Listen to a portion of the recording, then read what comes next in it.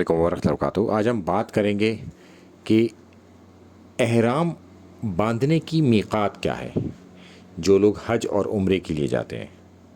تو یہ بڑی امپورٹنٹ چیز ہے، اور اس کے ساتھ ہی حیض والی عورتوں کے لیے میقات کیا ہوگی۔ تو اس کے حوالے سے ہم پہلے بات کرتے ہیں کہ جو لوگ مکہ سے باہر سے اب آ رہے ہیں اور وہ عمرے کے لیے یا حج کے لیے، تو وہ احرام کہاں سے باندھیں گے، ان کی میقات کیا ہوگی۔ تو جو لوگ اہل مدینہ ہیں تو وہ احرام باندھیں گے زوال حلیفہ سے۔ اس کے علاوہ دوسرے راستے والے جفا سے باندھیں گے۔ یہ دو جگہ ہو گئی اب۔ پھر اہل عراق ذات عرق سے باندھیں گے۔ پھر نجف والے قرن سے باندھیں گے، اور اہل یمن جو یمن کے لوگ ہوں گے وہ یلملم سے باندھیں گے۔ تو ان جگہوں سے یہ لوگ احرام باندھ کر اب آگے چلیں گے۔ اب ہم اس کی ڈیٹیل میں جائیں گے حیض والی عورتوں کی طرف کہ وہ کہاں سے احرام باندھیں گی اگر اس دوران ان کو حیض آ گیا۔ تو اماں عائشہ فرماتی ہیں کہ وہ اللہ کے رسول صلی اللہ علیہ وسلم کے ساتھ تھیں حجۃ الوداع پر۔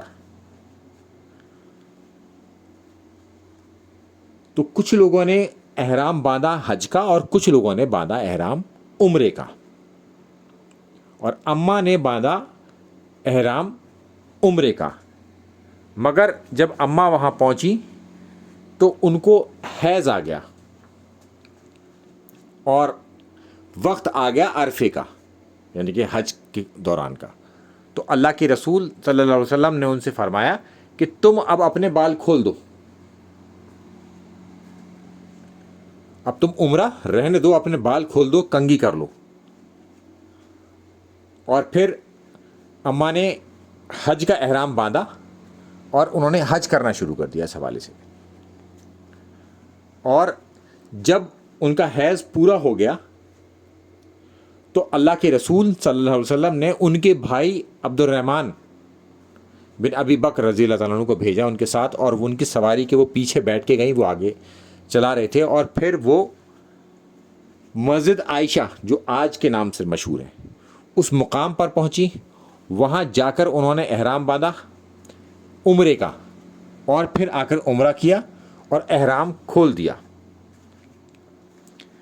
اس طرح سے انہوں نے اپنا وہ عمرہ پورا کیا حیض کی وجہ سے جو رک گیا تھا۔ تو لہٰذا جو لوگ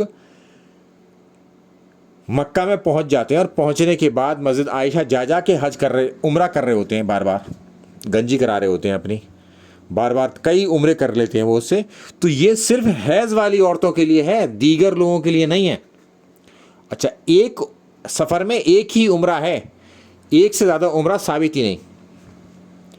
تو اب جو لوگ یہ بار بار عمرہ کر رہے ہوتے ہیں نا، ایک تو یہی بدعت ہے، دوسرا حیض والی عورتوں کی یعنی کہ مسجد عائشہ سے جا کے کر رہے ہوتے ہیں۔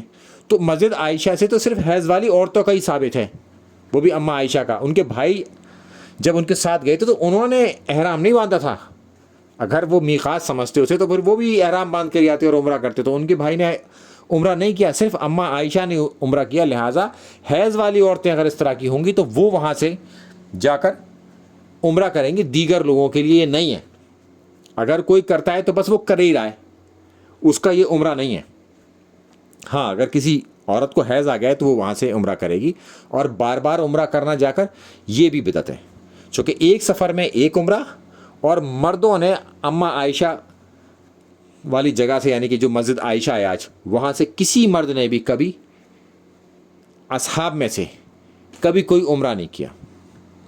تو لہٰذا اس کا ہم سب خیال رکھیں گے، حج عمرے پہ جب بھی جائیں گے تو ایک تو بار بار نہیں کریں گے، ایک سفر میں ایک ہی کریں گے۔ دوسرا، مسجد عائشہ سے جا کے نہیں ہوگا، اور مسجد عائشہ سے جا کے کسی مرد کا نہیں ہوگا۔ عورت بھی وہ عورت ہوگی جس کو حیض آتا ہوگا یا اس دوران حیض آ گیا ہوگا، کسی وجہ سے اس کا یہ عمرہ پورا نہ ہو پایا، تو لہٰذا وہ وہاں جا کے اب عمرہ کر سکتی ہیں۔ تو یہ جو عمرہ تھا اماں عائشہ کا، نہ تو اس میں کوئی قربانی تھی، نہ کوئی صدقہ دیا انہوں نے اس حوالے سے، اور نہ ہی اس میں کوئی روزہ تھا۔ تو لہٰذا یہ نارمل طریقے سے ان کا تمام کام ہو گیا، حالانکہ ان کو حیض آ چکا تھا، انہوں نے احرام کھول بھی دیا تھا، اس کے باوجود بھی اس میں کوئی دقت کی بات نہیں ہے۔ جن عورتوں کو اس طرح کا ہو جائے تو وہ مسجد عائشہ جا کر دوبارہ سے عمرہ کر لیں گی، ان کی کوئی پابندی نہیں ہوگی، ان کے پر کوئی جو ہے ان کے ساتھ اس طرح کا معاملہ نہیں ہوگا کہ انہیں اس کے بدلے میں کچھ دینا پڑے، کیونکہ اماں نے باقاعدہ فرما دیا نہ تو کوئی قربانی، نہ کوئی صدقہ، نہ کوئی روزہ، تو بالکل صاف ستھرا ان کا کام ہو جائے گا۔ یہ پکی دلیل ہمارے پاس موجود ہے، تو انشاءاللہ اب اسی پر عمل کرتے ہوئے سارے لوگ کام کریں اور اپنے ساتھیوں کو بھی اس بات کو بتائیں۔ یہ دلیل ڈسکرپشن باکس میں بھی اویلیبل ہوگی، کوئی چاہے تو وہاں سے بھی لے سکتا ہے۔ السلام علیکم ورحمۃ اللہ وبرکاتہ۔